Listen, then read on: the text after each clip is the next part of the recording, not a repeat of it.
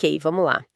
Hoje a gente mergulha fundo na Oitava Cruzada, uma campanha, assim, com muita ambição, né, liderada por um rei super devoto, mas que, bom, acabou de um jeito bem trágico. Exatamente, um fim inesperado realmente. E para nossa conversa, a gente está usando materiais que detalham bem essa campanha, sabe? Principalmente informações sobre a Oitava Cruzada e a queda de Luís IX. Vamos tentar entender essa nova tentativa do rei francês no Oriente Médio. Isso, a ideia aqui é sacar o porquê dessa cruzada tão tardia, né? O que deu errado, que foram erros bem cruciais, e como estava aquele cenário geopolítico super complexo no Levante. Tem umas alianças aí surpreendentes. E olha só que interessante começar pelo líder, o Luís IX da França. Ele não era nenhum novato, né? Já tinha tido uma experiência anterior com cruzadas. Ah, a Sétima Cruzada, é verdade. E não foi lá um sucesso, né? Não mesmo. A Sétima Cruzada, ali entre 1248 e 1254, acabou com ele sendo capturado, um desastre pessoal na Batalha de Mansura, lá no Egito, em 1250. Nossa, ele foi preso e teve que pagar uma nota, um resgate pesado, né? E devolver Damietta que ele tinha conquistado Exatamente. para poder ser libertado. E mesmo assim, olha só, ele ainda ficou 4 anos lá no Levante. Sério? 4 anos? Fazendo o quê?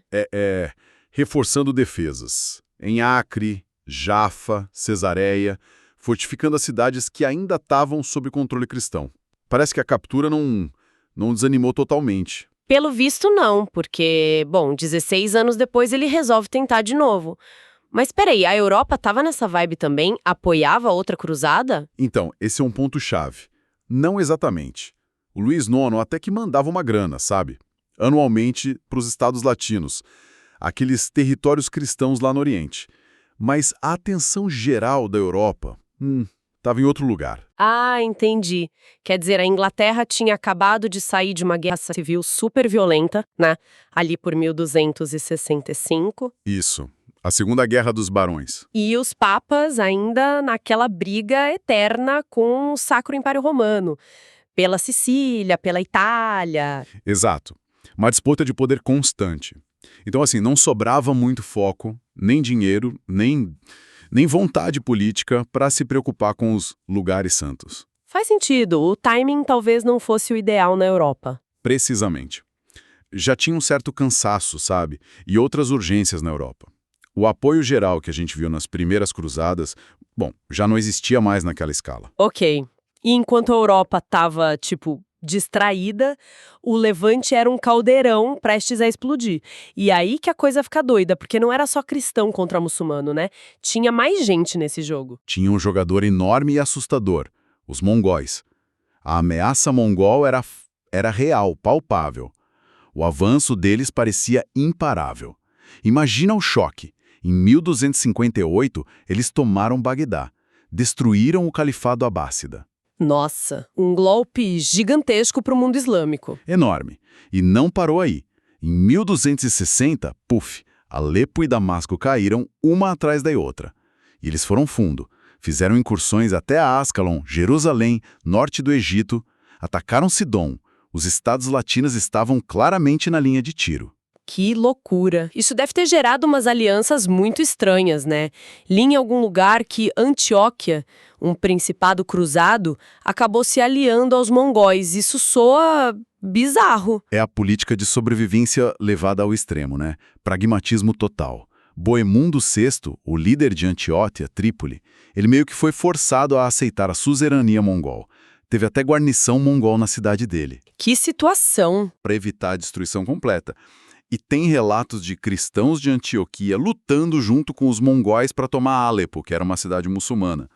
Meu Deus! E Acre? O que eles fizeram? Acre, que era o porto principal que ainda restava para os cruzados, tentou uma outra tática, neutralidade.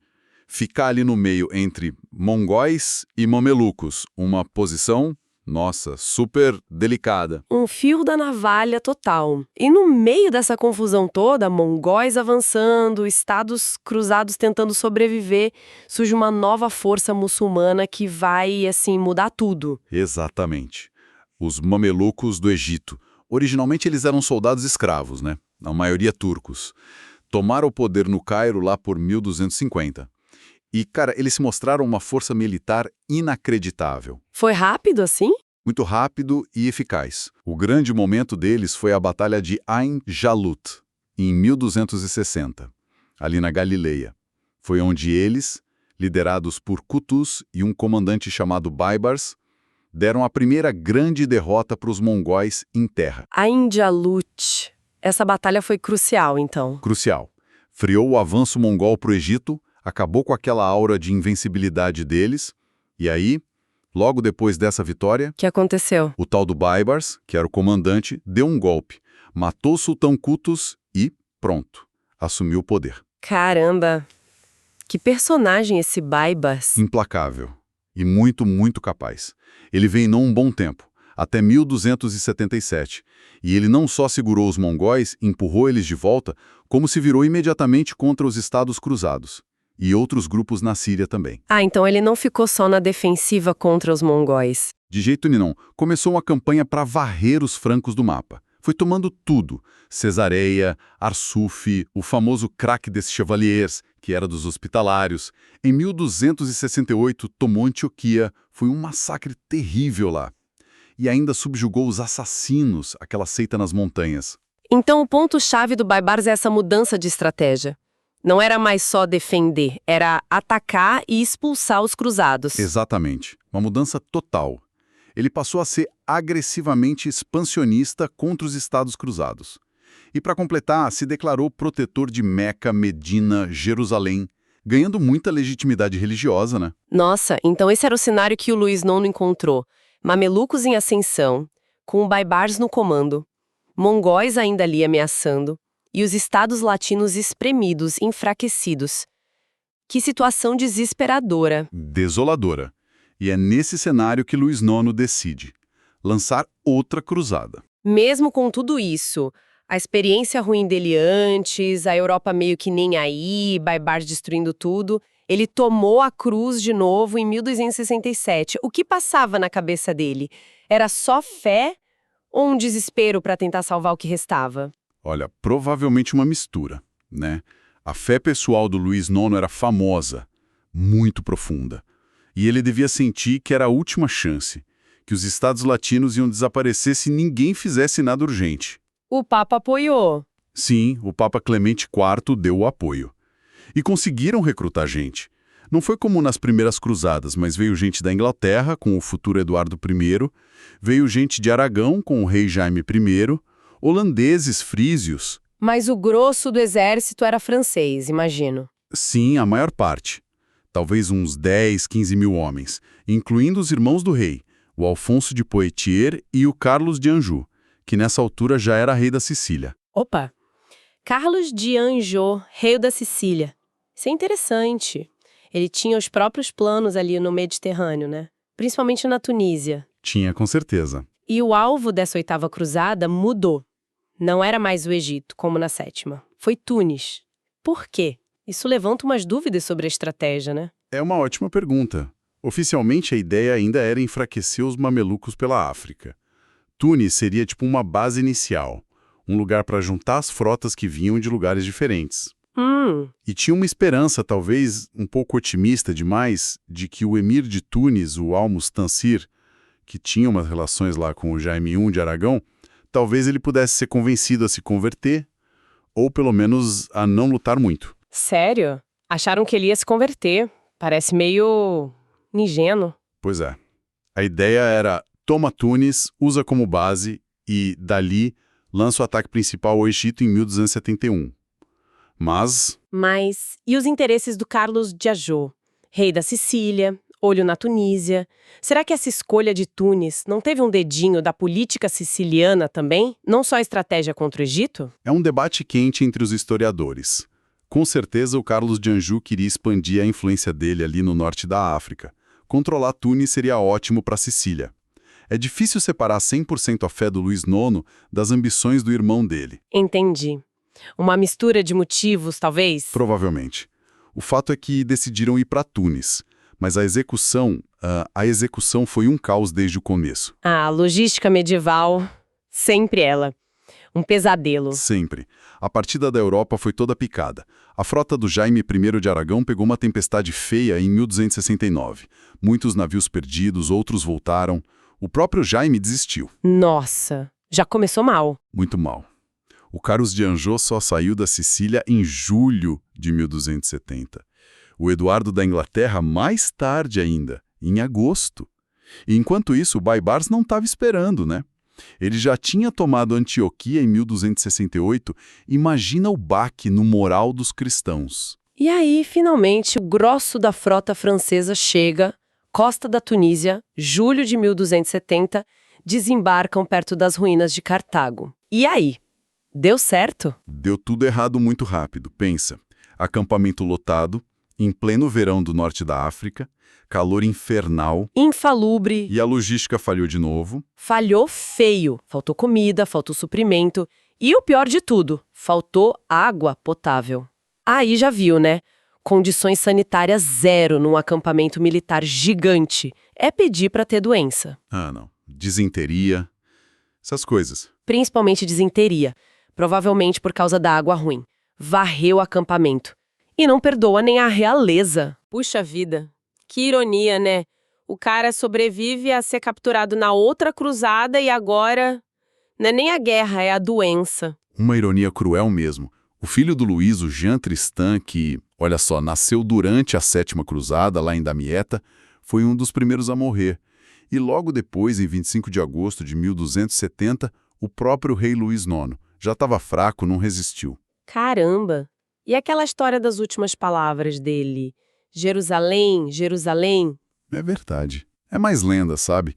O confessor dele, que estava lá do lado, o Geoffroy de Bellieu, registrou outras coisas. Orações, súplicas pelos soldados, coisas mais ligadas à fé mesmo. Que reviravolta terrível!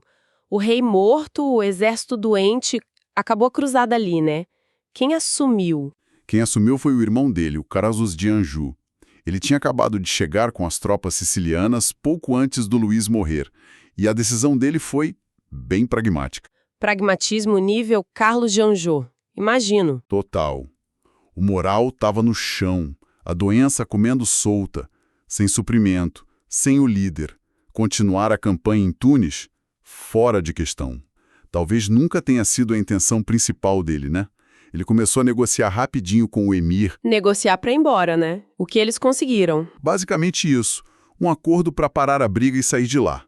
O emir concordou em soltar prisioneiros cristãos, deixar os comerciantes e padres cristãos atuarem em Tunis e, o principal, pagar uma indenização de guerra para os cruzados. Ah, teve dinheiro envolvido. E não foi pouco, umas 210 mil onças de ouro.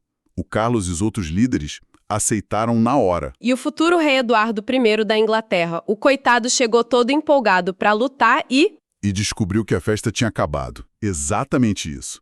Ele chegou na África bem na hora que o tratado estava sendo assinado. Frustração total para ele. Imagino. Oi, cheguei pra cruzada. Ah, que pena, acabou de acabar, mas toma aqui seu dinheiro de consolação. Quase isso. Aí a frota toda zarpou para Sicília, que era do Carlos, em novembro de 1270. Mas a maré de azar continuou. Não. O que mais? Outra tempestade. Perto de Trapani, na Sicília, violenta. Destruiu dezenas de navios, matou mais uns 1000 cruzados. Meu Deus, essa expedição foi amaldiçoada. Morte, doença, tempestade. Uma sequência de desastres. Aí não teve jeito. A maioria dos nobres franceses e espanhóis, todo mundo decidiu, chega, a cruzada acabou, vamos para casa. Mas o Eduardo I não. Só o Eduardo I insistiu. Talvez por fé, talvez por querer glória pessoal, talvez os dois, ele decidiu que ia continuar. Ia para a Terra Santa de qualquer jeito. Que teimoso. Então, resumindo, essa 8ª cruzada foi um fiasco, né? Morreu o líder, negociaram para ir embora, um fim meio broxante. O resultado direto foi esse. Mas tiveram consequências diferentes.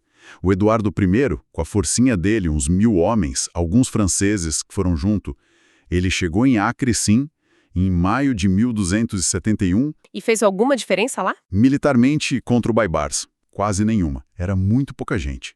Mas para a imagem dele na Europa, nossa, foi ótimo. Ele virou o único rei da Oitava Cruzada que realmente chegou e lutou na Terra Santa. Ganhou um prestígio danado.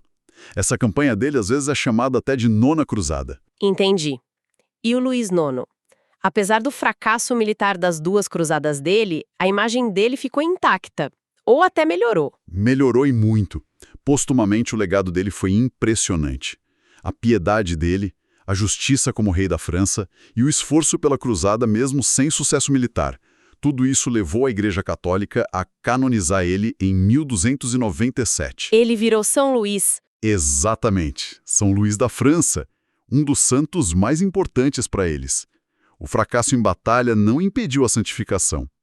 Mostra como a intenção, a devoção eram valorizadas naquela época. Interessante isso.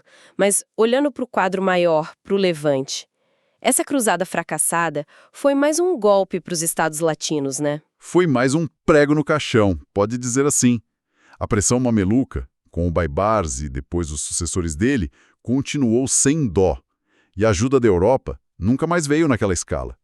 20 e poucos anos depois, em 1291, A queda de Acre. a queda de Acre, a última grande fortaleza cruzada. Foi o fim. Fim de quase 2 séculos de presença organizada dos reinos cristãos ocidentais ali no Levante. A era das cruzadas na Terra Santa acabou. Que história! Cheia de fé, política, guerra, desastre. É impressionante como essa ideia de cruzada persistiu por tanto tempo, né? Pois é. E isso deixa a gente pensando, né? Uma reflexão final, talvez.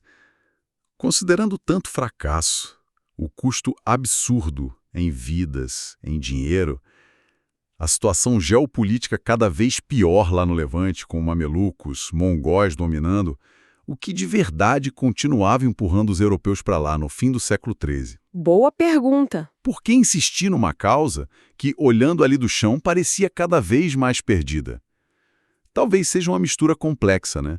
Fé religiosa profunda, claro, mas também obrigações feudais, a busca por prestígio, glória e talvez, só talvez, a dificuldade de aceitar o fim de um sonho. Um sonho que já durava quase 200 anos.